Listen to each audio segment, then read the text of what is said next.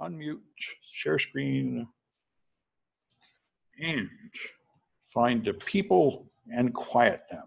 All right, I think we should be on the road, and here they come back. All right, so good, 4 of them are back, 5 of them are back, we're on the road. So here's what Maltego says it does. It finds relationships between people and websites and so on. This is open source intelligence, and Alan Winterson, one of our new teachers, told me he wants to teach a course in open source intelligence. So that's interesting. I don't think that's going to happen for a couple of years, but maybe, well, I'm not sure if you can get a job with OSINT, but it is very powerful. And people are arguing the merits of it. Anyway, or I should say, most people use it. I don't know if they'll hire you specifically for that job, but maybe they will. Anyway, email addresses give you a lot of information about people. They're usually very easy to find. They're not a secret typically. It's company email addresses usually follow a pattern like the first initial and the last name at company.com or something like that. You can search for them various ways. Let's see if I can get this stuff out of the way. Good. All right.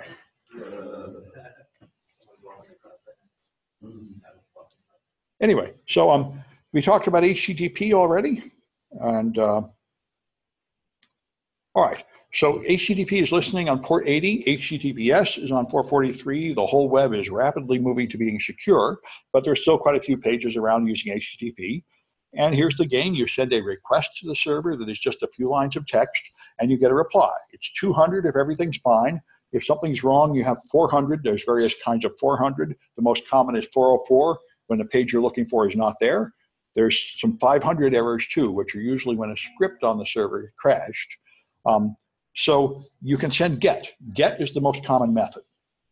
And this will determine the page from the website. So I think if I go here, you connect to the server. Let's do one of mine. Let's do IETF.org. There, on port 80. So now I'm connected. I don't see any prompt because HTTP is not intended to be used this way. It's supposed to be used by something like a browser that automatically generates the request, but you can do it if you want to. Now, if you use the old version, 1.0, which most people will still let you use, then you just need to send one request and it should take it. Let's see if I did something wrong. Get/HTTP 1.0. Okay, IETF won't take it, so I got to use the next one, which is get/HTTP/ what is this nonsense? /1.1. Now you have to put in the host. Looks like I'm getting hosed. Let's go to one of my servers. This hopefully won't give me so much trouble. ad.samsclass.info.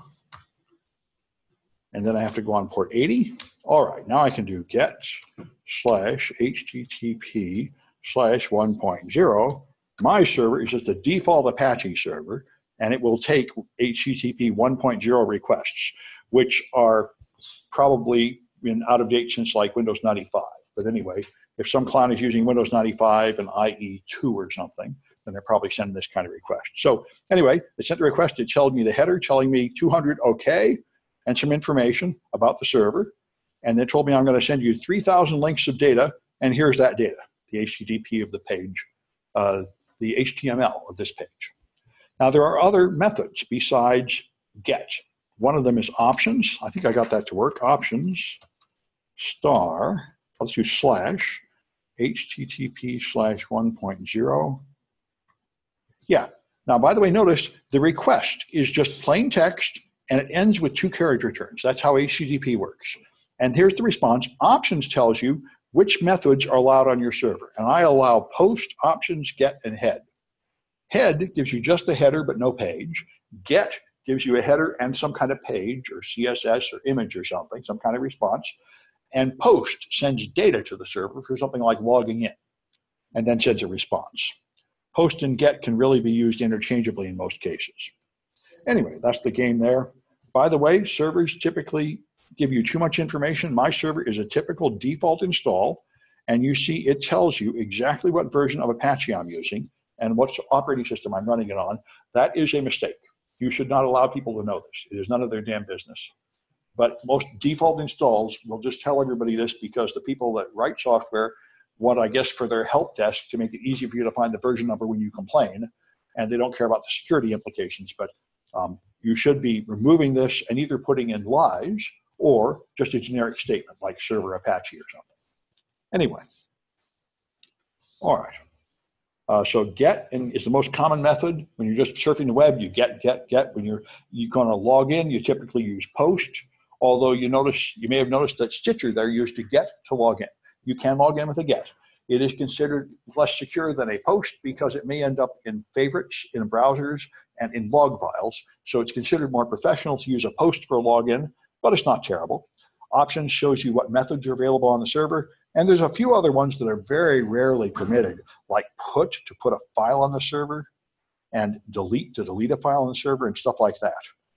People tell me these are used sometimes by mobile devices to send data up to servers, but I haven't seen them allowed at any websites I've been using. So there's options showing what's on my machine, and there's get, fetching a web page. All right, and now we're down to the cahoots. So let me get my Kahoot here. All right. And my Kahoots are here. And here we are. So that looks good. Kahoot.it is where you go. Yeah, Kahoot.it. And there's the number, 195771. Okay, well, I'm blue. All right. That's right, I got speakers for later.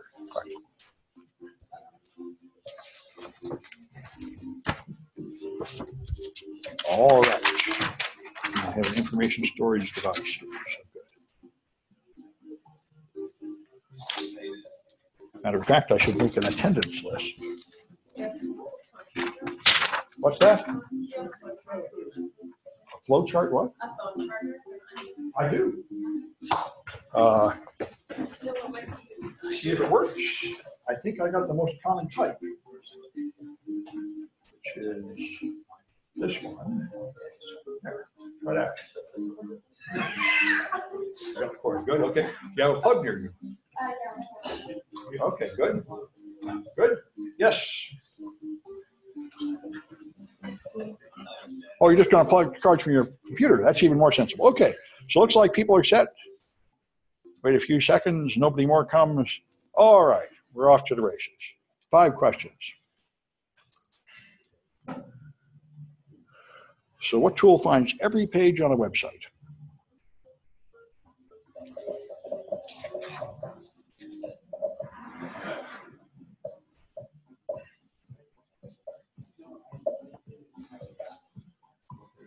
I-27.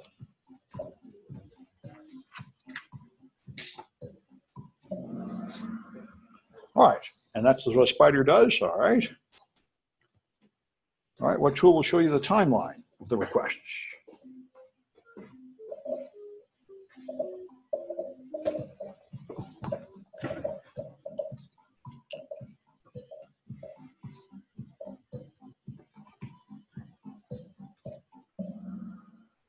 All right, Chrome Developer Tools, good. All right, what tool gives you the name and address of the administrator?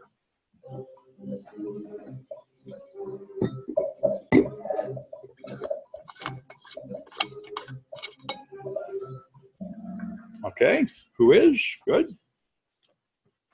All right, what method is used for typical browsing?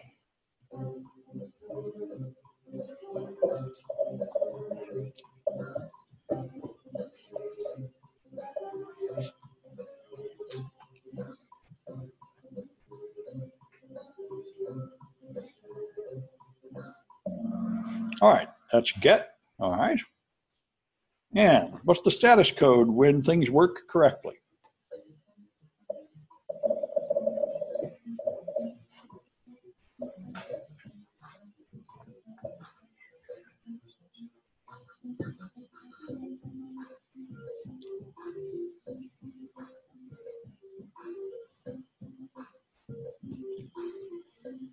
All right, that's 200. Good. Everybody got it right pretty much. And here's the winners.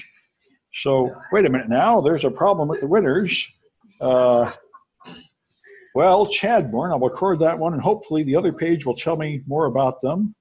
Perhaps people are using blank names. I don't know. Let's see. No, William and Batches. Okay, good. Well, you know, I'd be surprised if it didn't have some bugs in it. It's a free product. All right. So it's about 10 minutes to 7. Let's take a break till 7, and then we'll continue here. I've got an attendance sheet, so on your way out or back, please put your name on there so I know you're here, and I can please the bean counters. All right. All right. I think I will stop the share. I'll restart it in 10 minutes. And maybe I'll see if I can figure out what's wrong with Corley.